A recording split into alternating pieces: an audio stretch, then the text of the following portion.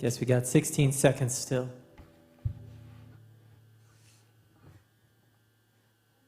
I don't know, or maybe we are live already. Do they normally start it like right at 0? I'm live right now? Oh, okay. Well, welcome to Neighbors. How's everybody doing today? Just like that, it's October, huh? I also like to welcome the Fallbrook Assisted Living Center, who, as of this week, they're streaming Neighbors in their, what part of the building are they? In their theater room. So welcome Fallbrook Assisted Living. It's a pleasure to have you guys with us today. I'm gonna start things off with a old-timey hymn to fill you in. The first one is Peace Like a River. Second one is Love Like the Ocean. And the third one is Joy Like a Fountain. I have peace like a river. I have peace like a river. I have peace like a river in my soul. I have peace like a river. I have peace like a river. I have peace like a river in my soul. I have love like the ocean. I have love like an ocean. I have love like an ocean in my soul. I have love like the ocean. I have love like an ocean. I have love like an ocean in my soul. I have joy like a fountain. I have joy like a fountain. I have joy like a fountain in my soul. I have joy like a fountain. I have joy like a fountain. I have joy like a fountain in my soul.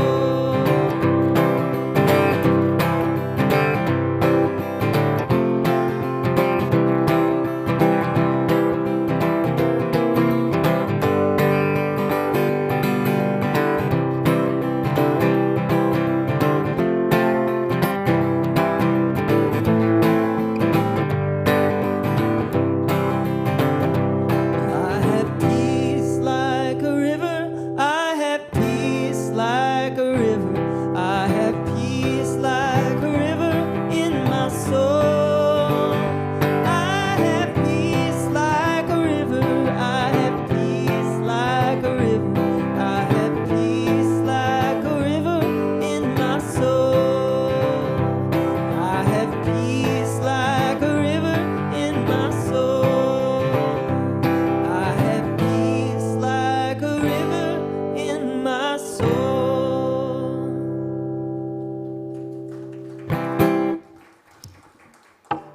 Wonderful.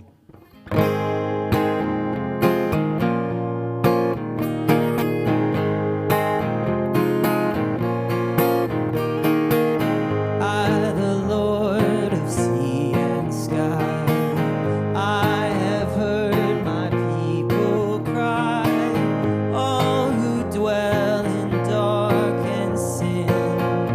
My hand will save.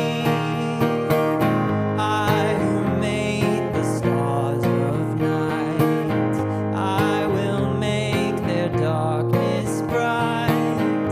Who will bear my light to them?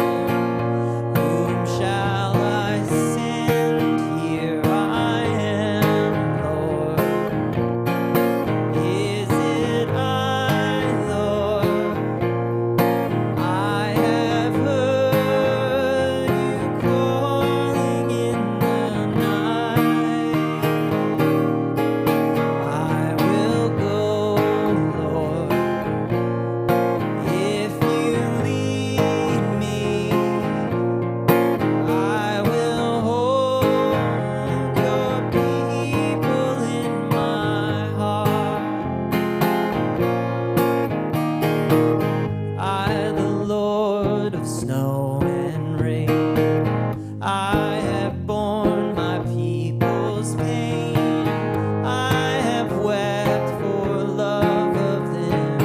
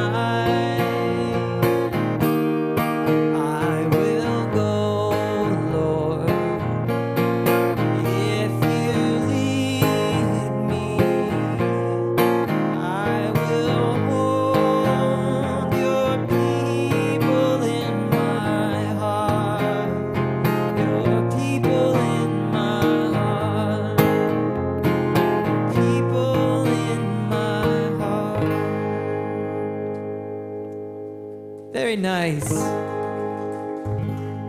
Please join me in a prayer.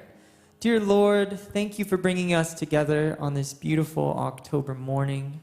Thank you for our opportunity to love you, to love ourselves, and love our neighbors every day.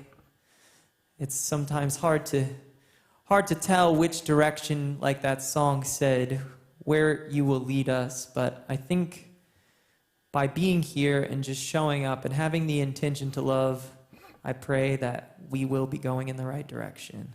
Amen.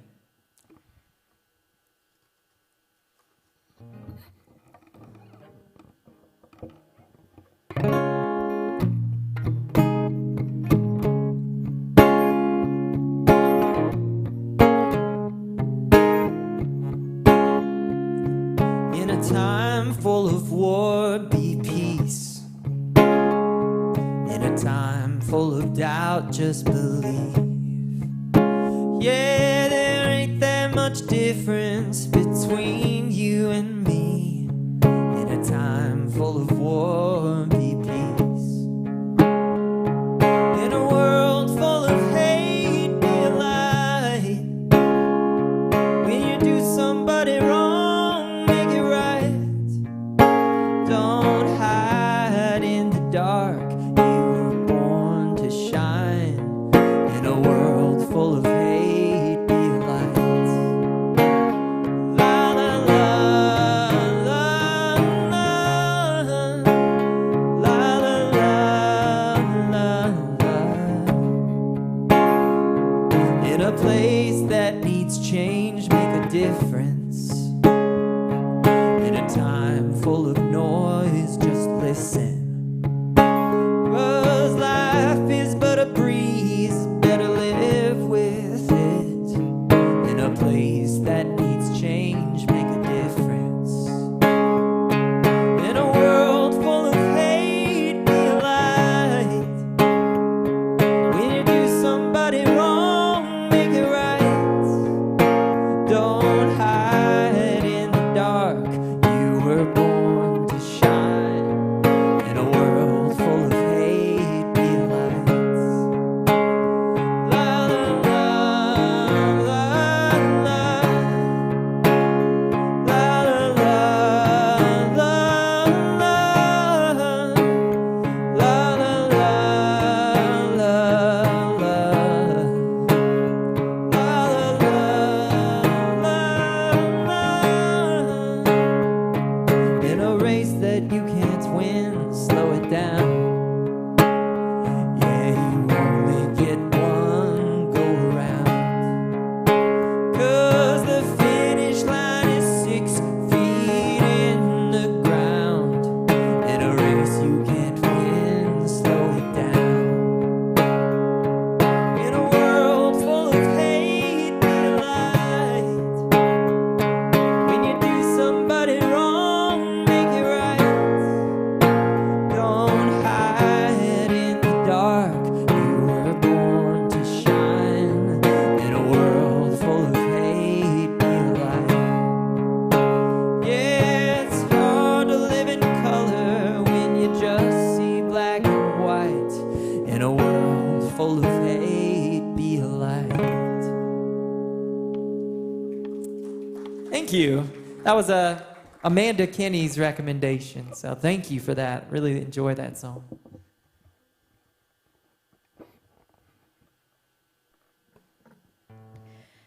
Good morning, everyone. Welcome to Neighbors. As you know, I am not Pastor Trevor. I'm Nicole, and I'd like to welcome you all to Neighbors. Sorry about that.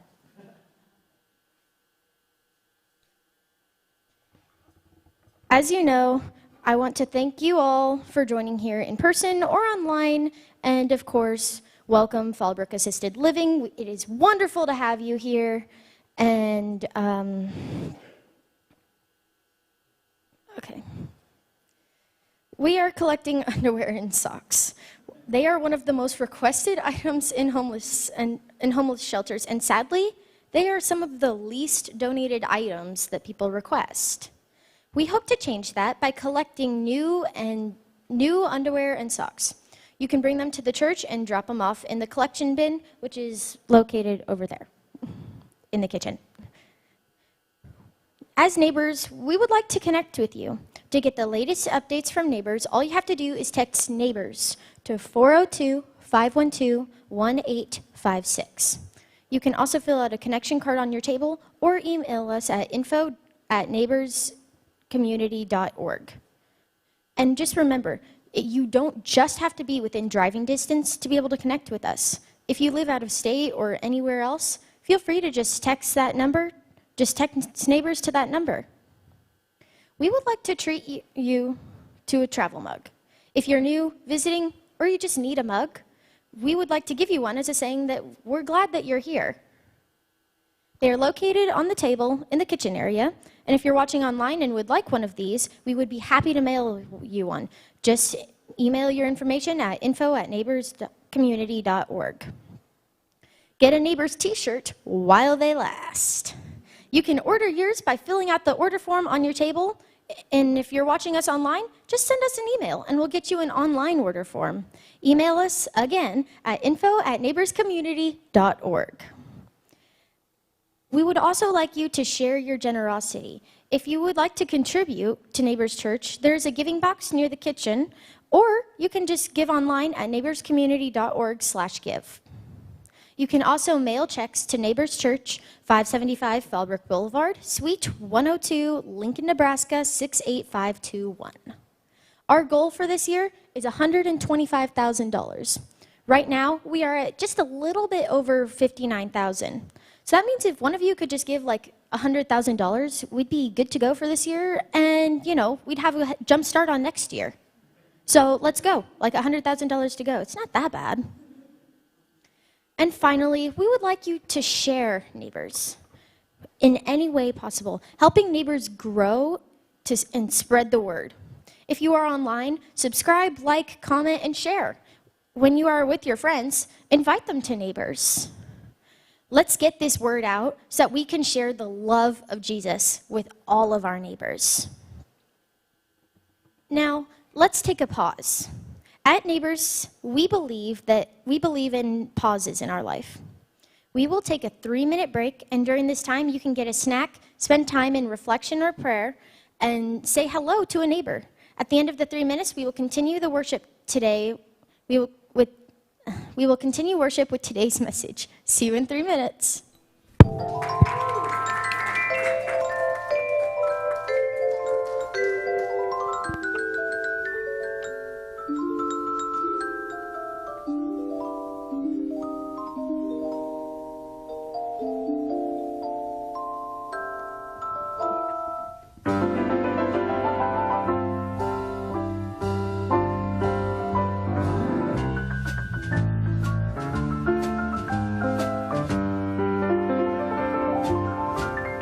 It's a beautiful day in this neighborhood, a beautiful day for a neighbor. Would you be mine? Could you be mine? It's a neighborly day in this beauty wood, a neighborly day for a beauty. Would you be mine? Could you be mine? I have always wanted to have a neighbor just like you. I've always wanted to live in a neighborhood with you, so let's make the most of this beautiful day. Since we're together, we might as well say, would you be mine? Could you be mine? Would you be my neighbor? Won't you please? Won't you please? Please won't you be my neighbor? And so we're neighbors again today. I'm glad to be with you. Would you play something fancy? You want something fancy? Uh-huh. All right, let's see what we can do.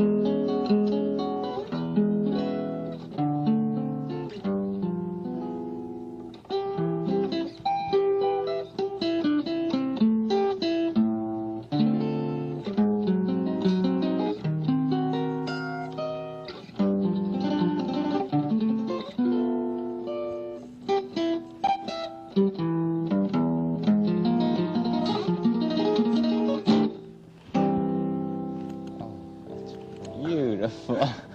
Thank you very much. Well, good morning, neighbors. How is everybody doing? Everybody just breathed a sigh of relief. We made it through another week. It was nice. A bunch of crazy out there, but it's nice to bring a little crazy in here, too. So, hey, how about Nicole doing the announcements today? Wasn't that wonderful? Yeah. Really, really appreciate that. Today we're starting a new series. By the way, if I haven't met you yet, my name is Trevor. I'm the pastor here, and I just want to welcome you to Neighbors. If you are here in person or joining us online, however you are joining us, we're just glad that you picked this neighborhood to spend some time in. So we're really glad to have you there. We are starting a new series called How to Be a Christian, because there's nothing better that churches don't do anything better than try to tell you how to be a Christian. And so we are actually looking at ways that we can be a Christian, but we're also kind of taking it a little tongue-in-cheek. We take a lot of things in this world really seriously. I hope that we can have a little bit of sigh of relief here at Neighbors and just kind of enjoy ourselves a little bit. But there are some good things about what we're going to be covering here. In the book of James, James was the brother of Jesus. And as the church is starting to get started, he actually sent out a letter about how when we've been talking about the fruit of the Spirit before, and how Paul was talking about how it's not your actions, it's your faith that connects us with God. Well, James is talking about that's true, but if you have God in your heart, there's some things that actually start to change the way that you do things a little bit. And he's writing this letter to try to help encourage people on how to be in this new faith, this new Christianity faith. We are at a time where the biggest faith was Judaism, and now Judaism is transforming into Christianity. At this time, they're not even calling themselves Christians yet. They're calling themselves the Way, which I kind of think is kind of a cool thing. They just know as the Way. Christianity actually came when Paul kind of started with the Greeks and Latins and all that kind of stuff. So the first part of his thing here, in this series, we're going to cover things like endurance, social justice, being rich and poor, having faith, and judging others. The first one is endurance, and boy, is that, I think, timely. We have this from James right here. My brothers and sisters, whenever you face trials of any kind, consider it nothing but joy, because you know that the testing of your faith produces endurance. And let endurance have its full effect, so that you may be mature and complete, lacking in nothing. There's a couple of things that are really hard for me to do. One of them is maturity. The other one is facing trials, all of that kind of stuff. When we face trials, it never fails. When you go to church, you get, on a good day, you get revived and you think, oh, I love Jesus and this whole Christianity thing is so cool and everything like that. And then you get in the parking lot, somebody cuts you off, and immediately you forget everything that you learned, and you start doing hand gestures and all that kind of stuff and yelling at people. And by the time you get home, you just hate the world again. And then you got to face Monday and all of this kind of stuff. And it's just hard sometimes to endure being a Christian, because endurance means hanging with the things that we've learned to be a Christian. It does not mean just, I'm a Christian and I'm going to go out, and if people put me down and all that kind of stuff, and because of my faith and things like that. It really means hanging on to the love your neighbor part, love yourself part, love God part, when you go out into the world of crazy. And sometimes it's really hard to hang on to that, because we go home, we turn on the news, we flip through our things here, we talk to people, we go to the store, and we just see people being mean, bullying, self-righteous. People are just being, it's hard to go in there and then walk around saying, I love my neighbors. I love my neighbors. We love to love our neighbors when our neighbors are making us comfortable, when our neighbors are making it easy. It's hard to love our neighbors when our neighbors are being challenging and difficult and cruel at times. It's hard to do that. I want to tell you something about when I was a kid. When I was a lot of people know this, when I was about 14 years old, by the time that I was 14, I had made a mess of my life. I had made a lot of wrong choices, and I had been using drugs. I had been hanging out with the wrong people, and by the time that I was 14, I was in a treatment facility to help get me off of the drugs. That went pretty well, and by the time that I got out of treatment, I was told that you can't hang out with the people that you were hanging out with because they've been kind of a bad influence on you. That's where all the drugs are. That's where all the bad behavior is. And so they encouraged me to try to find new places to play, new hangouts, and new people to spend my days with. I grew up in a small town. I grew up in Waverly, and at the time, Waverly is bigger than it is now, than it was then. I mean, it was really small, and so when I would get back 14 years old and come back into school and everything like that, I had to kind of readapt to my world. For the first time, I really, really felt like an alien in a strange land. I felt like an outsider. I had changed. Things about me had changed. I was living my life differently. My behaviors were different, but everything else around me had stayed the same.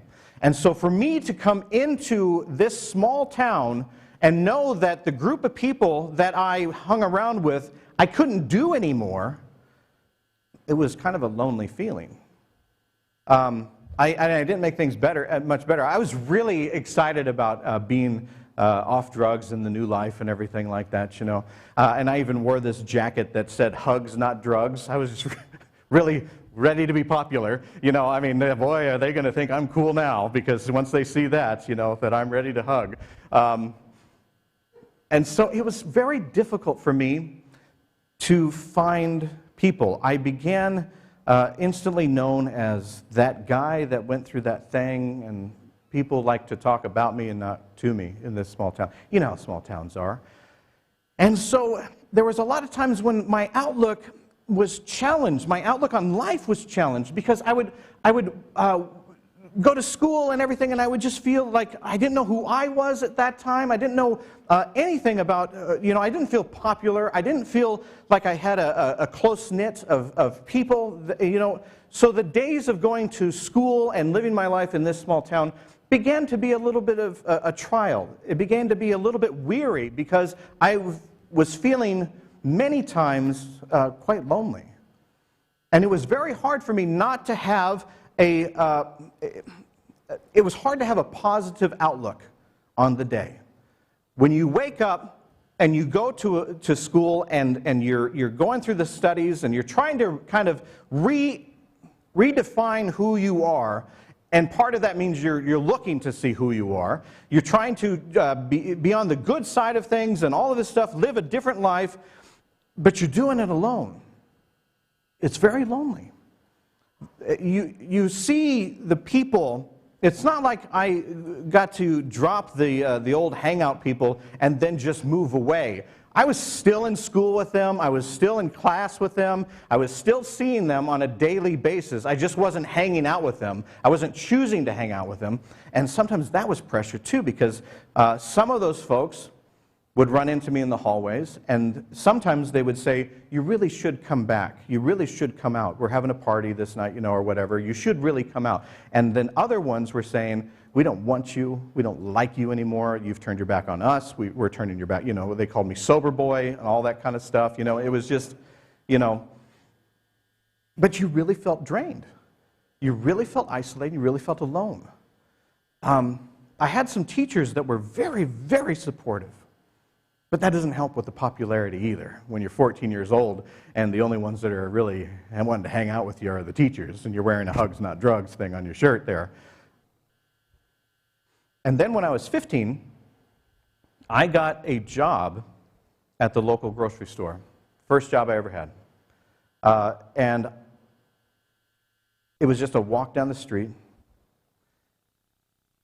And there was something about that change that changed so much for my life. I started working there, and there was I didn't know people there. Most of the people there were older than I was. Most of them were in college age or things like that.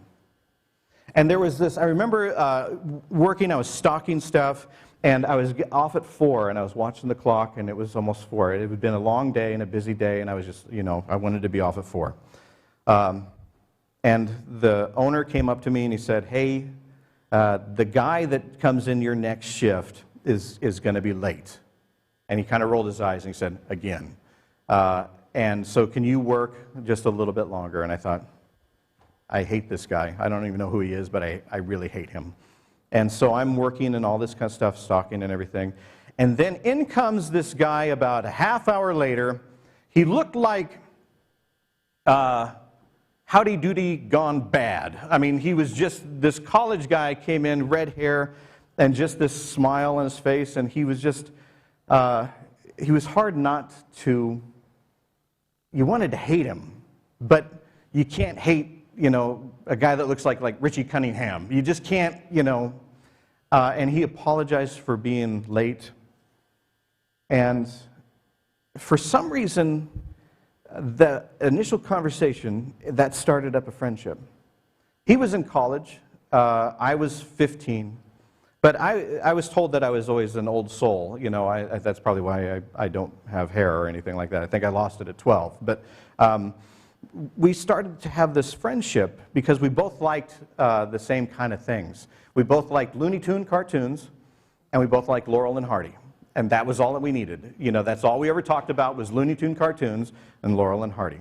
And so we had this time where we would work, we started to work these shifts together. And as we started to work these shifts together, I found that work was a delight. It was joyful because Kyler is what his name was, Kyler Hayes. He was the funniest person I had ever met. Just by telling his stories of his life, they were hilarious. You ever been around people that just by being themselves, they just make you smile, and they're funny, and they're dumb and stupid in the stories, but they're just a delight, and you just look forward to being with them every day. And so I started hanging out with Kyler on the other, after work as well. He was into bicycling. He was a big bicycle person. And he would ride his bike from Waverly to Lincoln, and then around Lincoln quite a bit, and come home. And he asked me if I was ever into biking. I wasn't, I spent most of my life, walking the streets and doing drugs and stuff. We don't ride bikes very much. Stoners do not really ride bikes. They just sit and giggle and then get the munchies. So that's basically our existence. But I bought a bike. I had my first big purchase with my work money is I bought a bike because Kyler was just so fun and just so fun to be around. When he asked you if you want to go biking with him, you think that's going to be fun too. So I bought this bike and I started to ride with him.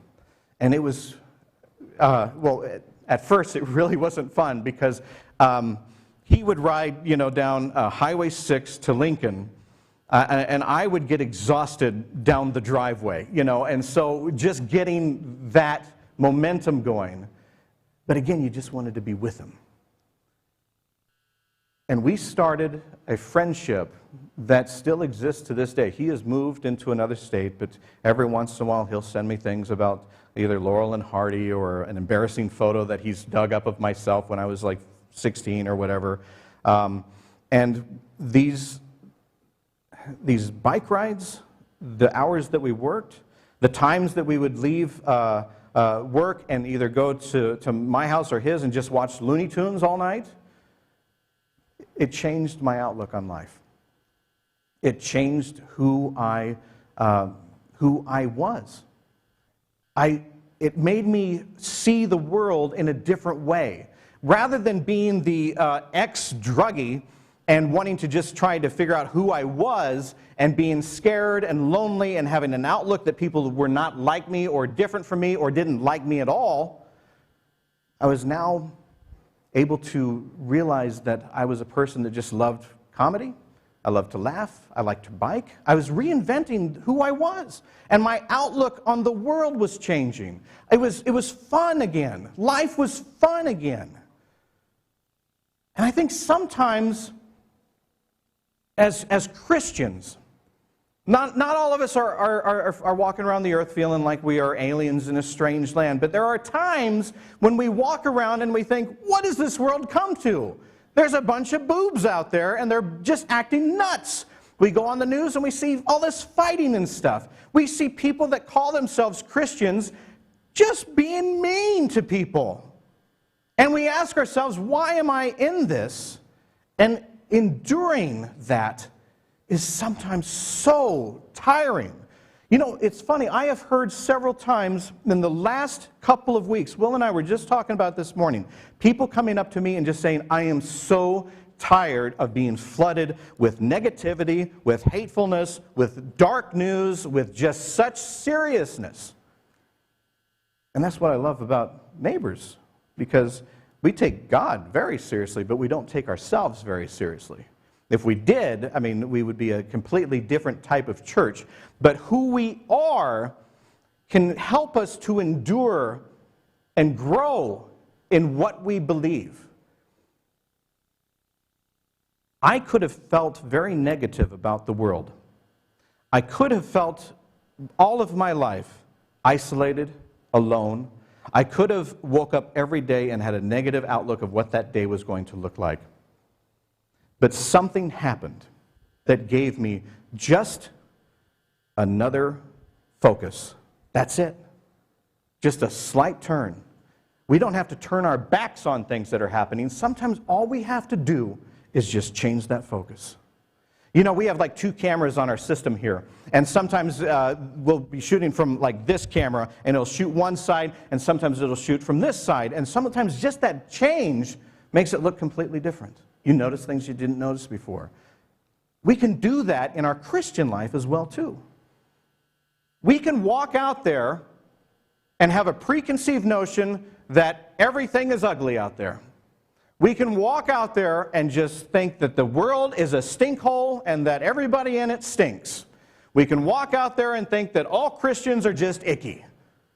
Or we can kind of change that perspective and start looking at the things that remind us of who we are, remind us that Christianity is not about the ugly and the hatred. Christianity is about the joy. That's why they call it the good news.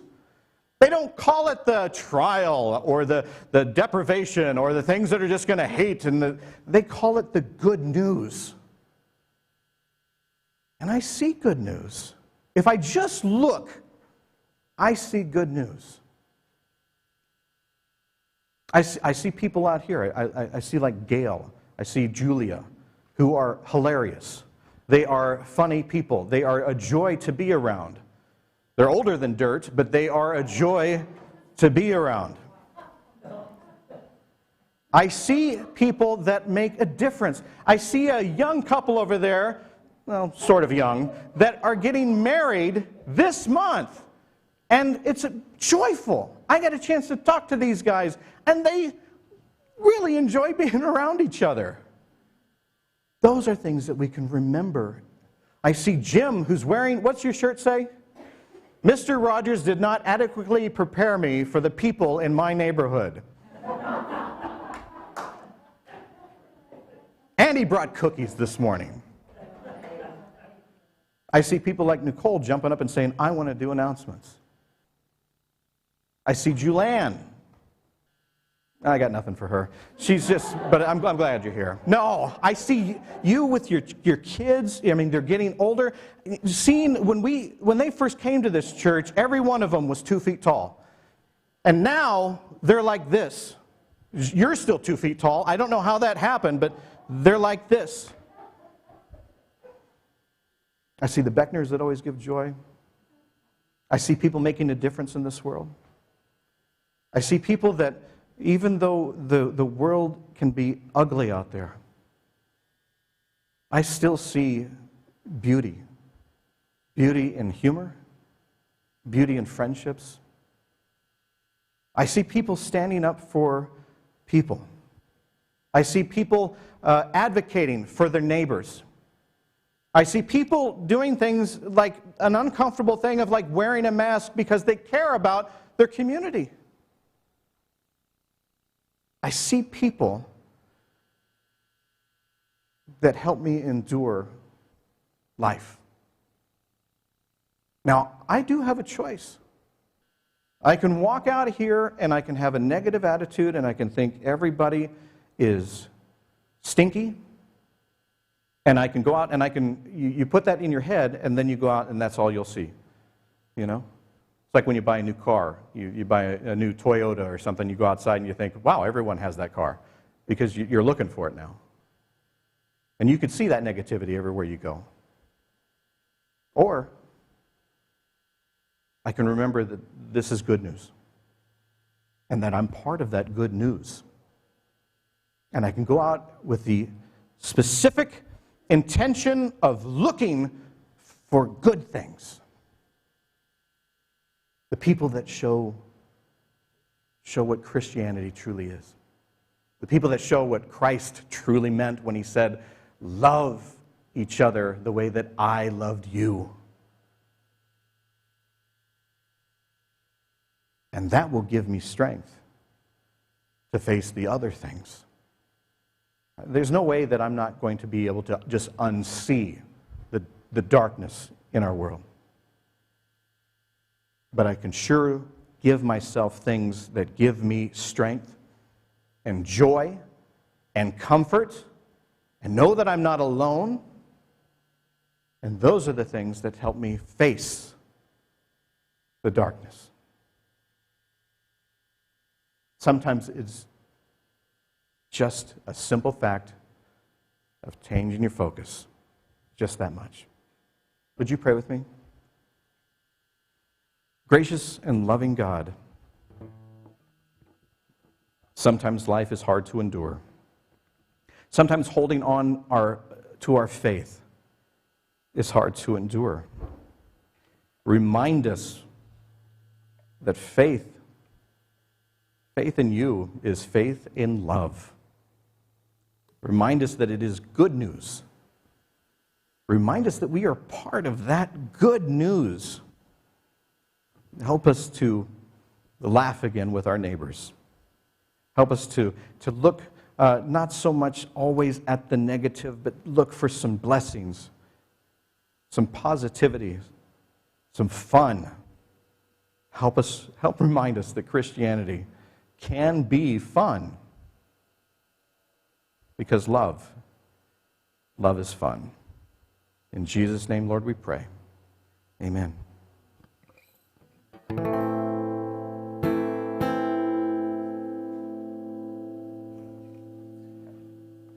Been having a hard time missing my old friend. If I could only fly, I'd be with you again. Did I take a wrong turn on the precipice when I left you there on the other side of the bridge? Fall River Road, where will you lead us? Carry our load like you're some sort of Jesus. Pick us up above the clouds. Life's like a river rushing through a maze. This feeling inside, white rapids every day. Since you've been gone, I've been at a loss. This road we're on, how long until we stop?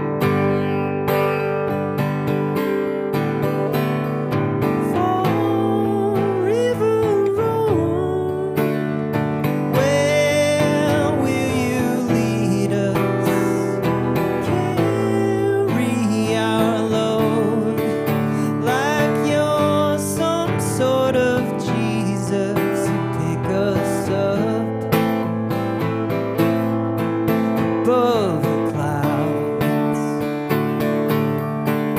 Place us there upon your crown for River Road. Nice. Thank you. We're training Chris Kenny on the camera today, so I'm trying to do things that mess him up. Anybody know who Abbott and Costello is? Raise your hand if you know who Abbott and Costello. Please raise your hand if you know. You know, I forgot to mention them too. I was raised on Abbott and Costello. I got a compliment about 2 weeks ago, and they said they watched a sermon of mine, and they said, "You were light. If I lived in Lincoln, I would definitely be going to your church." That was from Lou Costello's daughter, Chris Costello. And we're going to be doing a phone call with her next week that we'll put on the podcast of how things like humor and when we surround ourselves with humor, how things like that can give us a better outlook on the world. I hope that you find whatever it is, if it's not humor, I hope you find the beauty in the world. I hope that you take some time this week to just look for the things that give you strength, that back you up. We need to be there for each other. We do have an uphill climb, but they did 2,000 years ago too. The world hasn't changed that much. There was still division, there was still ugliness, there was still fighting, there was still violence.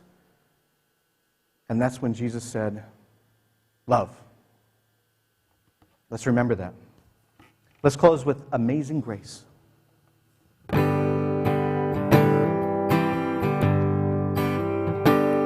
Amazing grace, how sweet the sound that saved a wretch like me.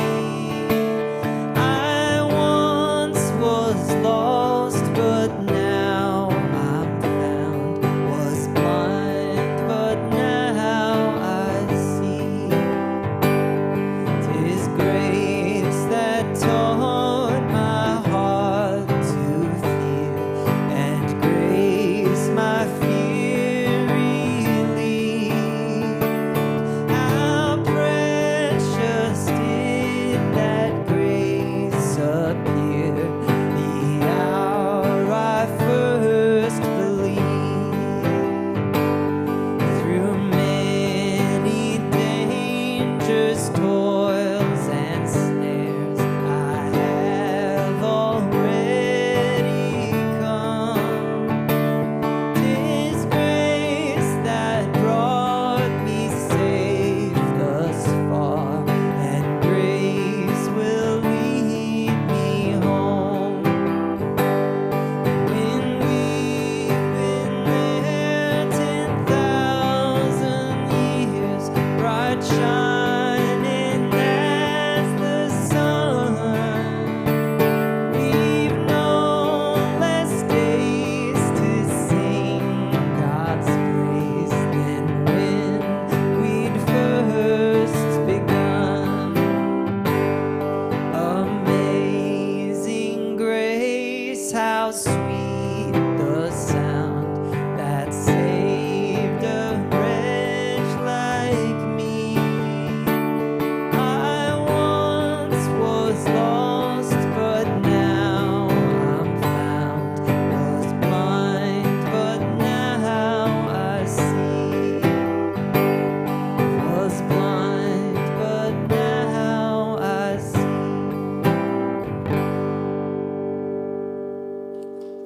Beautiful singing.